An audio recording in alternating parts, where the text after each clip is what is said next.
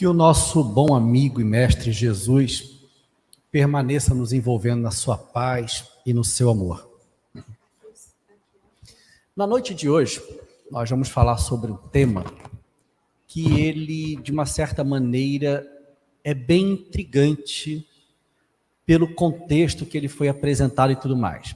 Deixar aos mortos o cuidado de enterrar seus mortos. Algumas falas atribuídas a Jesus, ou algumas falas que ele tenha dito, ou algumas falas que às vezes se perdeu nas traduções, para aqueles de nós que vamos ler, fica ali uma pergunta no ar: o que Jesus quis dizer com isso?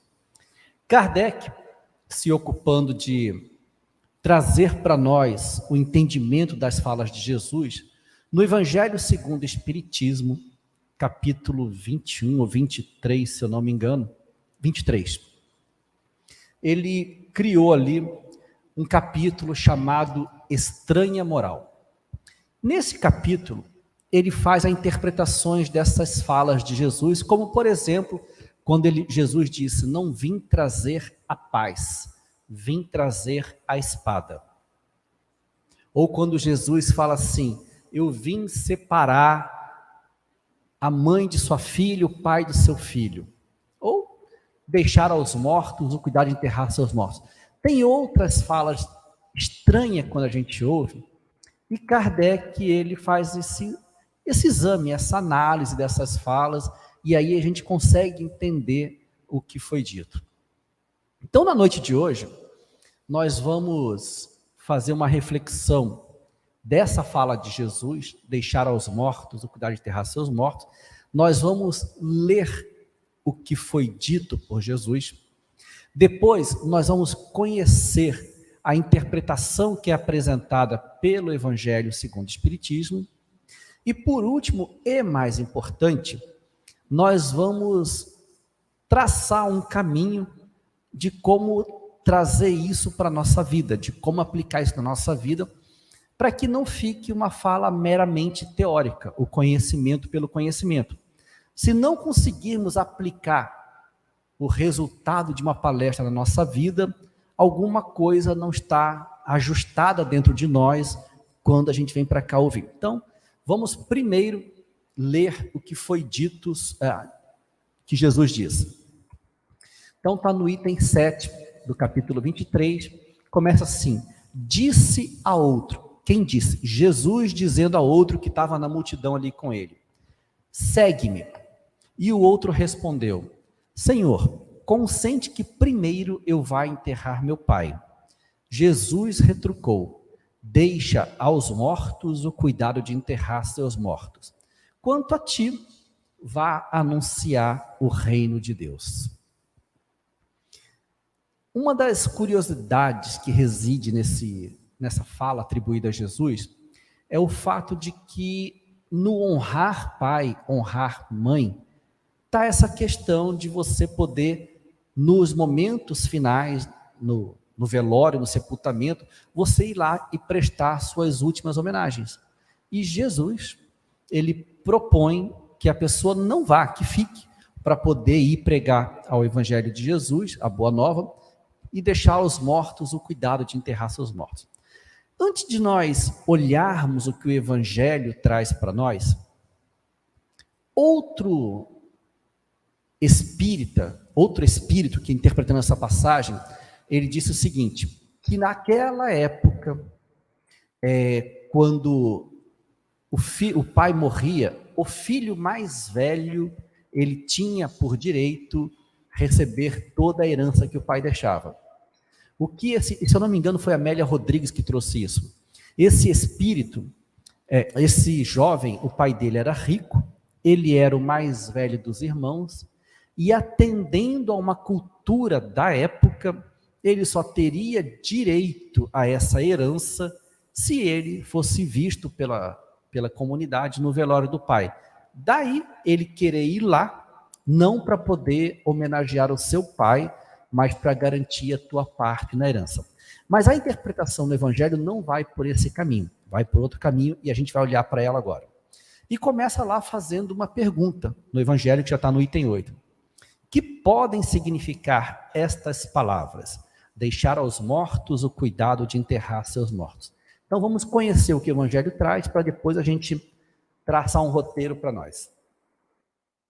As considerações precedentes, e essas considerações precedentes, no item 23, ele já faz algumas considerações de outras falas de difícil compreensão de Jesus. Então, as considerações precedentes mostram, em primeiro lugar, que nas circunstâncias em que foram proferidas, não podiam conter censura àquele que considerava um dever de piedade filial ir sepultar seu pai. Tem, no entanto, um sentido profundo.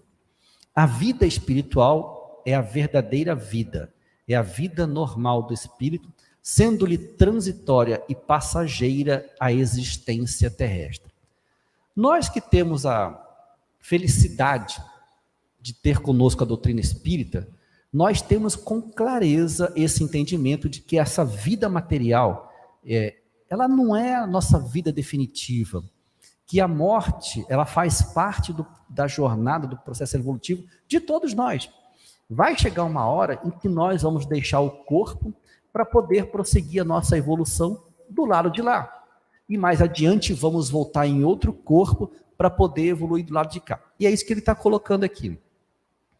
O corpo não passa de simples vestimenta grosseira que temporariamente cobre o espírito. Verdadeiro grilhão. Grilhão é algema, que o prende à gleba terrena, do qual se sente ele feliz em libertar-se. Essa parte do qual se sente ele feliz em libertar-se está em amarelo, porque quando a gente terminar essa interpretação do Evangelho, nós vamos voltar para esta parte de amarelo, porque é nela que está a chave da compreensão deste capítulo. E aí segue a interpretação. O respeito que aos mortos se consagra não é a matéria que o espírito temporariamente habita. É pela lembrança do espírito ausente que o causa. Ele é comparável àquele que se vota aos objetos que lhe pertenceram, que ele tocou e que as pessoas que lhe são afeiçoadas guardam como relíquia.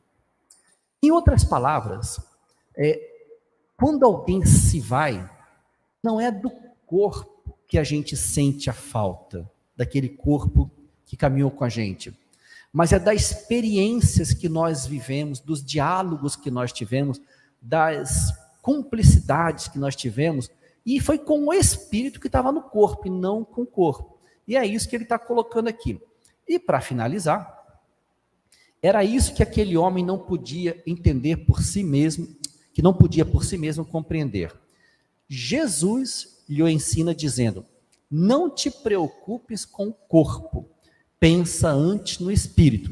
Vai ensinar o reino de Deus e vai dizer aos homens que a pátria deles não é a terra, mas o céu, porquanto somente lá transcorre a verdadeira vida. Então isso é o que Kardec traz no Evangelho desta fala de Jesus a este homem. É um convite àquele jovem, e para que ficasse registrado isso nos Evangelhos, que a verdadeira pátria não é essa que nós estamos aqui. Aqui nós estamos como alunos em sala de aula, em dia de exame. Tudo bem que é um exame que dura aí 80 anos, 90 anos, mas estamos aqui em exame. E aí, conforme a gente sai nessa prova, chegamos lá um pouco melhor ou não.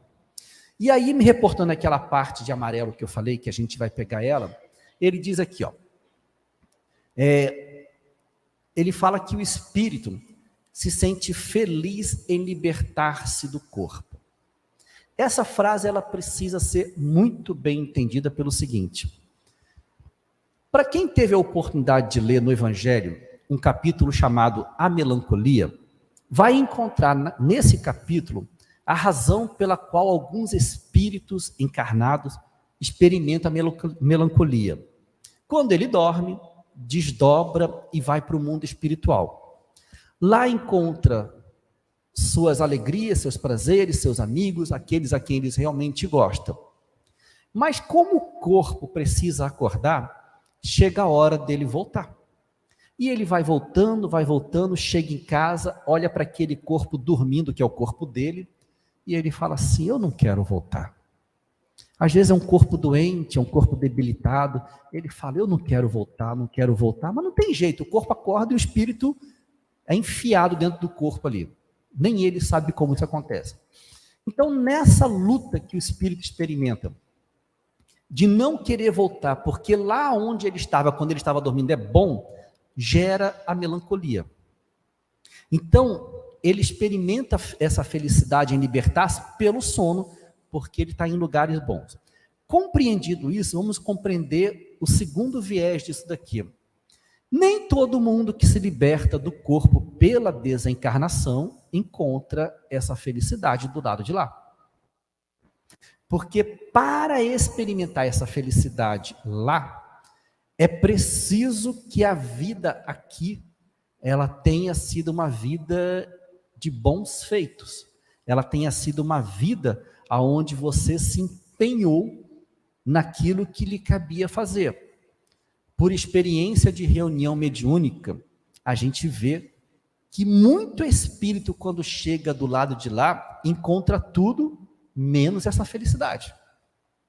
Por quê? Porque foi negligente com a sua vida aqui na Terra. Então precisamos entender isso, tá? Que o ato da gente deixar o corpo pela desencarnação não necessariamente quer dizer que estamos felizes do lado de lá. E aí vem a pergunta que nos interessa então, para que a gente comece a traduzir isso para algo concreto em nossa vida. A pergunta é: como? Como é que eu faço para que quando eu desencarnar, eu experimente aquela felicidade que está dita ali? Como é que eu faço para aproveitar bem a minha vida aqui na Terra? Como é que eu faço para que, ao deixar este corpo, tudo fique na mais perfeita ordem? Então, nós vamos construir essa reflexão a partir de um viés, que é o viés do tempo. Se está aí uma coisa que é pouco bem aproveitada por nós na Terra, é a questão do tempo. O tempo, ele é o nosso maior aliado e ele é o nosso maior adversário. Experiência de reunião mediúnica. Muitos espíritos lamentam tardiamente o mau uso que fizeram do seu tempo. Por uma feliz coincidência, das 6h30 até as 7h30, eu estava junto com o Toninho e algumas pessoas estão aqui no salão, na monitoria do módulo O Céu e o Inferno. E nós estávamos exatamente estudando hoje a questão dos espíritos ociosos. Aqueles que escolheram não fazer nada de útil quando estavam na Terra. Nem um pouquinho eram pessoas más, eram pessoas ruins. Eram pessoas ociosas. O relato deles, e nós estudamos 2 relatos hoje, é que do lado de lá, a falta de paz, por não terem aproveitado bem o tempo, é motivo de grande sofrimento para eles. Um dos estudados no Céu e Inferno, ele fala assim: eu estou neste vazio aqui, sem saber o que fazer, sem saber para onde ir, sem ter quem me ajude, e fazem 180 anos. Tudo isso porque era um preguiçoso, um ocioso, quando estava na Terra. Não aproveitou bem o seu tempo aqui. Então, vale a pena, depois, quem quiser pegar o Céu e o Inferno, e estudar como é que é a vida de quem chegou do lado de lá, dos suicidas, dos assassinos, e nós estamos nesse momento estudando a questão dos preguiçosos e dos ociosos. Bom, então, se nós temos o tempo como nosso grande aliado e dependendo do nosso grande adversário, a questão é como fazer para aproveitar bem a vida aqui na Terra. Eu me lembrei que tempo atrás eu dei aqui uma palestra que falava sobre a questão do tempo. E aí eu comecei a pesquisar e resgatei essa fala e trouxe um pedaço dela para cá. Bom, o pedaço dela está nesse livro Contos desta e doutra vida, do irmão X, ou Humberto de Campos, como vocês quiserem, e a lição se chama O Segredo da Juventude. Essa história, ela de fato aconteceu, foi trazida por Humberto de Campos, e ele fala o seguinte, que ele, Humberto de Campos, espírito, estava na companhia do benfeitor dele, visitando a uma colônia espiritual. Nessa colônia espiritual, havia uma fila de pessoas que haviam acabado de chegar da Terra pela desencarnação, e na ponta desta fila tinha uma mesa. Nessa mesa tinha um homem evoluído, um benfeitor, que cabia a ele fazer a análise de vida de cada uma daquelas pessoas que estavam ali, naquela fila. Humberto de Campos fala que aquelas pessoas tinham, na média lá, seus 60, 70, 80 anos, eram pessoas que já tinham feito uma boa caminhada e que, na ponta da fila, à medida em que aquele benfeitor ia lendo a ficha de cada um deles, uns experimentavam alegria, porque usaram bem o tempo, outros experimentavam tristezas, e outros ficavam assim, estou no meio do caminho, assim, não foi, nem esculhambei o tempo e também nem aproveitei bem. Mas o que me chamou a atenção nessa história é o fato de saber que do lado de lá tem uma ficha nossa, anotado todo ou toda a forma de uso nossa do tempo. Eu falei, Jesus, tem uma ficha com meu nome, onde está registrado as coisas que eu fiz, as coisas que eu não fiz, e, segundo eu entendi nessa lição do Humberto de Campos aqui, a nossa ficha vai ser lida para nós. Nós já ouvimos muito falar, quando a gente desencarna, de um túnel, que a gente passa por esse túnel, e eu me lembro de um relato de um militar americano que não tinha religião nenhuma, que não tinha espiritualidade nenhuma. Ele falou que ele experimentou um acidente, qualquer coisa que seja, foi para o centro cirúrgico e lá ele teve uma experiência de quase morte. E aí o que eu li é o relato desse militar. Ele fala que ele se afastou do corpo, ele viu toda a equipe espiritual atendendo a ele, tentando ressuscitá-lo durante a cirurgia, mas que ele foi retirado dali e foi colocado dentro de um túnel. Ele falou que ele não tinha a opção de sair daquele túnel, mas que uma coisa aconteceu de maneira interessante para ele. Ele começou a ver naquele túnel todos os acontecimentos da sua vida, desde a infância, da adolescência, da puberdade, até a fase adulta. Ele via coisas que deixavam ele embaraçado, coisas que ele fez, mas ele via coisa bacana que ele realizou ali também. Nada ficou de fora da vida dele. E quando ele chegou na pontinha do túnel para ele sair, uma voz falou assim para ele, ainda não é tua hora, volta e conta. E ele pegou e voltou para o corpo, terminaram a cirurgia e depois isso fez parte de um livro, tá, chamado Vida Após a Vida. Então, nesse lugar que Humberto de Campos estava, tinha esse benfeitor que lia a ficha dessas pessoas. Uma pessoa em particular, ali, aconteceu o seguinte, a hora que estavam lendo a ficha dela, à medida em que ia lendo o que ela fez na vida, ela ia remoçando, ela tinha lá suas aparências de 80 anos, assim, aquela pessoa que trabalhou meio que na roça, a pele castigada, e ela foi ficando remoçada, até que quando terminaram de ler a ficha dela, ela tinha a aparência de uma pessoa de 20 anos de idade. Diz que foi um alvoroço naquela fila lá, que legal, e todo mundo alegre, feliz. Humberto de Campos se vira para o benfeitor dele e fala assim, o que aconteceu aqui? Aí, o benfeitor dele vai até a ponta da mesa, pega a ficha da mulher e começa a ler para Humberto de Campos. E a ficha dela é que a gente vai ver aqui agora. Antes da gente começar a ler a ficha dela, saiba que a tua igualzinha está lá te aguardando, tá? Não é para colocar pânico, é só para saber que tem uma ficha com o teu nome, com a tua idade, com a tua data de nascimento. Então começa a aparecer ali o seguinte, deixa eu só fazer um ajuste aqui. começa a aparecer ali o seguinte: nome, Leocádia Silva. Profissão, educadora. Existência terrestre, 701.280 horas. Quando eu escrevi essa palestra, foi a única palestra da minha vida que eu precisei de calculadora para escrever, porque o livro está tudo lá em horas, e eu precisei converter horas em anos. Então, a mulher viveu exatamente 80 anos de idade. E aí começa como é que ela aplicou esses 80 anos. Mocidade laboriosa. Por mocidade laboriosa, eu imagino essa coisa da juventude ativa, essas coisas que os jovens fazem para trabalhar no bem, não sei o quê. Ela gastou 175.200 horas, ou seja, 20 anos e 3 meses. Magistério digno. Ela era professora, então ela empregou 65.700 horas, 7 anos e meio de magistério. Alimentação e higiene.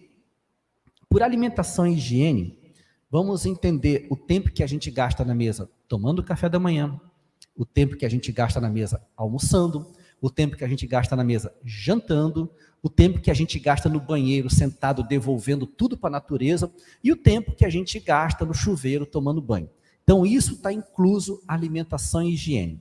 Dona Leocádia gastou 43.800 horas, ou seja, 5 anos da sua existência de 80 anos, comendo, devolvendo e se banhando. Estudo proveitoso e atividade religiosa. 41.900 horas, 4,7 anos. Repouso necessário ao refazimento. Ela passou dos 80 anos, 109.500 horas, ou seja, 12 anos dormindo. Movimentação fraterna em missão de auxílio. Tentando entender o que seria isso daqui. Oi? Obrigado. Devotamento aos necessitados. Devotamento aos necessitados é aquela coisa que a gente faz de capelania, de ir no hospital, de poder auxiliar, de cuidar das pessoas. Ou às vezes a gente faz assim, cuidando de parente nosso mesmo, né? Porque hoje em dia, alguém fica doente, assim, eu vou, é nada, vai que eu pego esse negócio dessa pessoa e fica em casa lá, e ainda espírita, depois que inventou fazer o evangelho para você, virou a coisa mais virtual possível. Ah, eu não vou aí não, mas vou fazer o evangelho para você, seu nome está no meu evangelho. E ela não. Ela ia até o doente, ela ia até o necessitado, amigo, no hospital, o que fosse, e ela gastou ali 85.100 horas, totalizando 9,7 anos. 7. Movimentação fraterna em missões de auxílio. Se alguém puder me ajudar, o que significaria isso? Não consegui achar nada palpável, mas seja lá o que for, ela gastou 32.000 horas, 3,8 anos.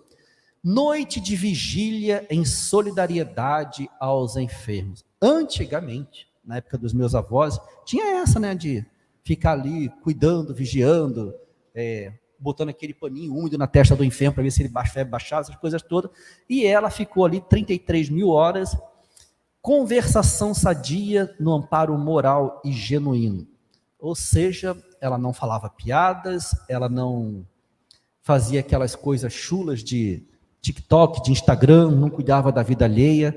Conversação sadia, 54.700 horas. Variadas tarefas de caridade, 59.490 horas. Total, 701.280 horas, 80 anos de existência. E aí, quando o benfeitor terminou de ler isso para Humberto de Campos, ele disse o seguinte para ele: aquele que dá do seu próprio tempo a benefício dos outros, não conta o tempo na própria idade no sentido de envelhecer. Para os que cedem suas horas disponíveis no socorro ao próximo, os dias não lhe pesam sobre os ombros da alma. E aí agora é Humberto de Campos comentando, né? Meu interlocutor afastou-se para felicitar a heroína e, contemplando o semblante radioso do mensageiro sublime que presidia a grande reunião, compreendi o motivo pelo qual os anjos do amor divino revelam em si a suprema beleza da juventude terrena. Então, se o nosso desafio na Terra é poder usar o tempo a nosso benefício, para que quando a gente venha desencarnar, a gente encontre a felicidade do lado de lá, e a pergunta que a gente colocou é como fazer para poder merecer esse estado de felicidade, Humberto de Campos trouxe esse caminho. Uma mulher que dedicou toda a tua vida a coisas úteis e proveitosas para ela e para o outro. E quando a gente olha para isso,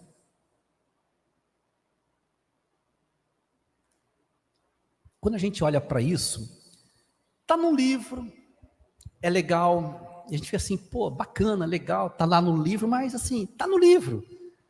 Como é que a gente traz isso para a nossa vida, né? Tem algum carro pegando fogo? Um Fiesta vermelho que está estacionado em frente do norte. Ninguém tem um Fiesta vermelho? Sorte de vocês, porque segundo Edinho foi batido. Então vamos lá.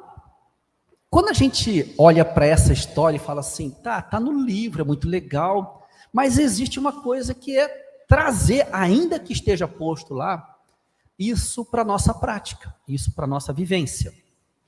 E aí, quando eu olhei para esse material, quando eu olhei para esse conteúdo, eu falei, eu vou fazer uma coisa que nunca fiz, nunca vi ninguém fazer, mas vou experimentar fazer, que é colocar a minha ficha, o meu banco de horas, em paralelo com a dona Leocádia.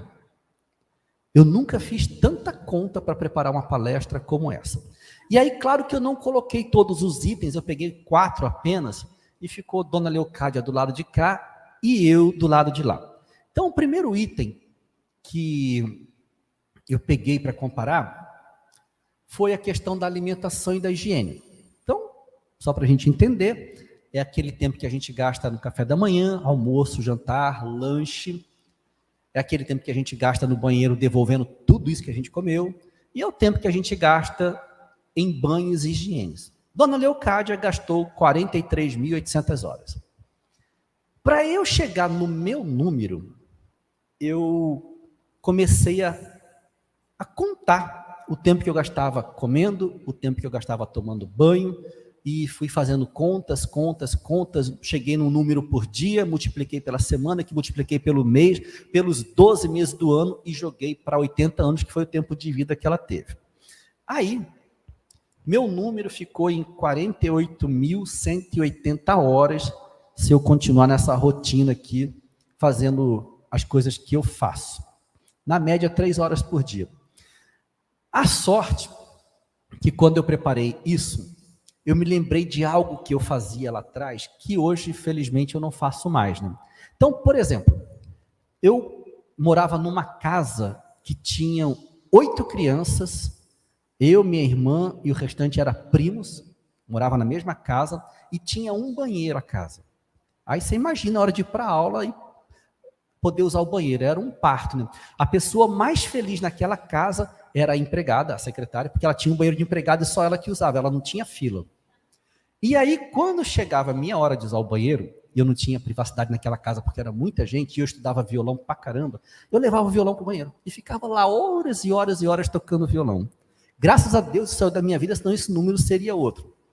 Uma outra coisa que eu fazia, também tirei da minha vida, é tomar chimarrão no banheiro para pensar na vida. Uma tragédia, não façam isso.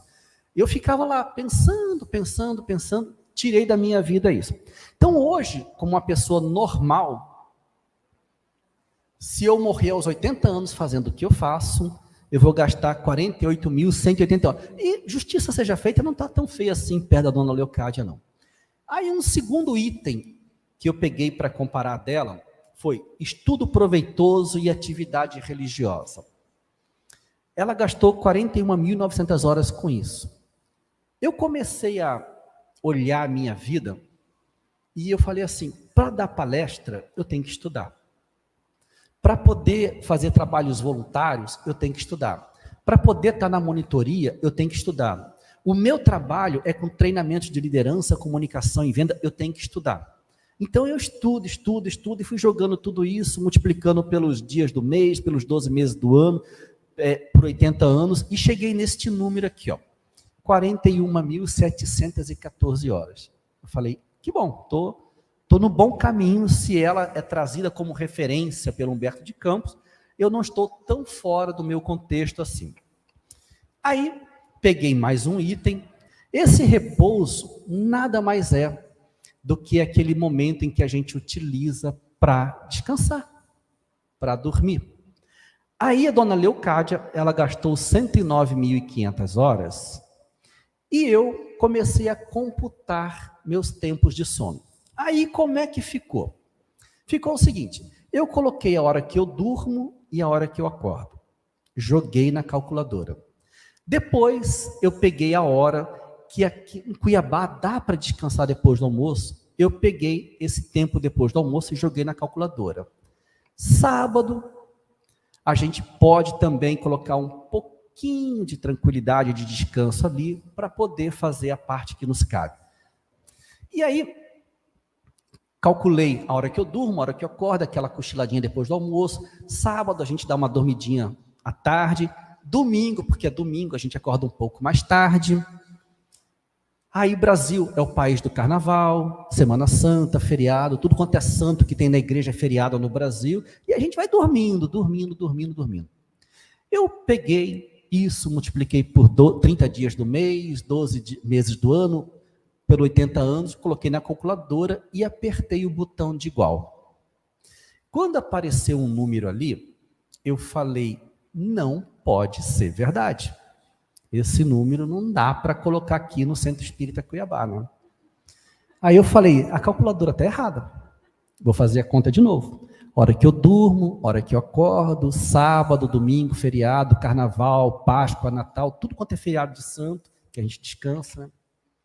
Coloquei na calculadora e lá estava o mesmo número. Eu falei, eu não vou apresentar esse número, mas nem a pau aqui no Centro Espírita Cuiabá. E aí, espírita, quando não sabe o que fazer, o que ele faz? Ele reza. E eu comecei a rezar. Falei, me ajuda a achar alguma coisa aí que viabilize, que deixe bonito para o meu lado, né? Um espírito passou por ali, viu o meu desespero e falou assim, Organização Mundial da Saúde. Eu falei, é claro, como é que eu não pensei nisso antes, né? Aí, eu fui consultar a Organização Mundial da Saúde e eles falam ali que para que você tenha uma boa qualidade de vida, recomenda-se que se durma 8 horas por dia. Falei, estou salvo. Joguei 8 horas por dia, vezes 30 dias dos meses, vezes 12 meses, vezes 80 anos, e deu esse número aqui. 128.480 horas, segundo a Organização Mundial da Saúde. Segundo a verdade do que eu descanso, está longe disso. Você está brincando que vou mostrar um número desse? Nem. Meus amigos, eu convido os senhores a examinarem as horas de sono nesta sua vida. Eu acho que a dona Leocádia, ou ela tinha cupim na cama, ou o marido dela roncava muito, que ela dormia pouco. Eu, com 8 horas por dia, dormia aquele tanto ali. Convido os senhores a fazerem esse exame, para vocês poderem ver o quanto que isso vai ser interessante, essa reflexão. E o último critério que eu fiz análise foi esse daqui, ó. Variadas atividades de caridade. Dona Leocádia gastou 59.490 horas.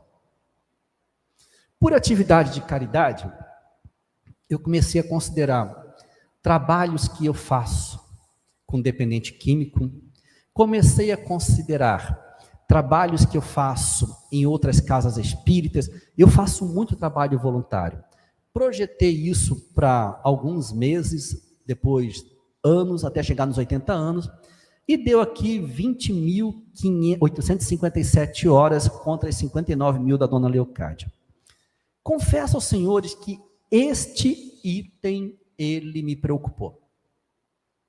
E ele me preocupou porque, assim, eu não me considero um ocioso da caridade. Eu acho que eu faço e faço bastante. Mas, na hora que eu coloquei isso na calculadora, deu no que deu ali. E aí, eu neste exercício de me desnudar para vocês, estou colocando ali a minha capivara espiritual. Para quem é do mercado financeiro, capivara é quando vai tirar o teu crédito Você vai comprar lá na Casa de Bahia, no Carnê, o cara puxa a tua capivara lá, se tiver tudo ok, ele te vende. Essa aqui é a minha capivara espiritual. A gente traz isso aqui, não é para que haja algum desconforto por parte de vocês. Não é para que vocês se sintam culpados. Mas já que nós estamos encarnados, e dá para mexer nisso, que a gente possa fazer esse trabalho de conscientização de como que nós estamos utilizando a nossa vida. Eu convido todos, precisa de estômago, tá? A pegar uma calculadora e começar a computar as horas que você gasta comendo, dormindo, sentado no vaso, tomando banho, as horas que você gasta com trabalho de caridade, com um monte de coisa.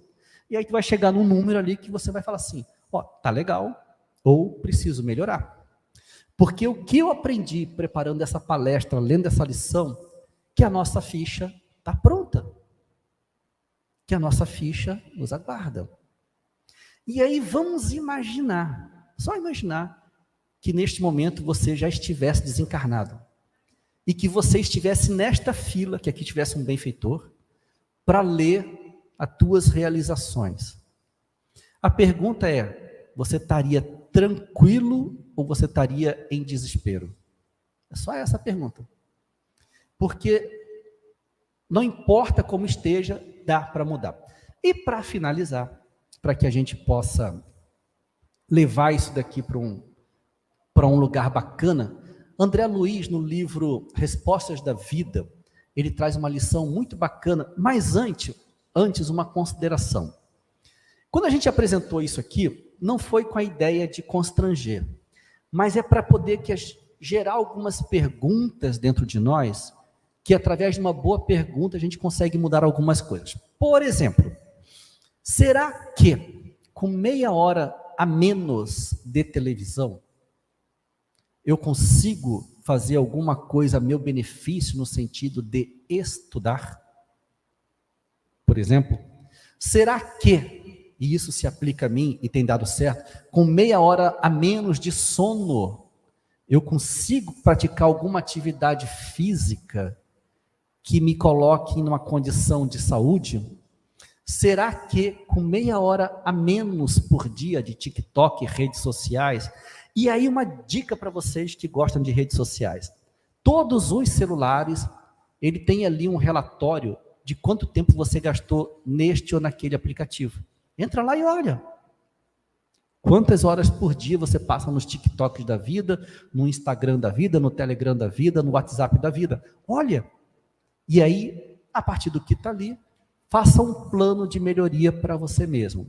E aí, para finalizar, vamos a André Luiz, Respostas da Vida, é a primeira lição do livro onde ele diz: este dia é o seu melhor tempo, o instante de agora. Se você guarda inclinação para a tristeza, esse é o momento de meditar na alegria da vida e de aceitar a sua mensagem de renovação. Se a doença permanece em sua companhia, surgiu a ocasião de tratar-se com segurança. Se você errou, está a caminho do reajuste.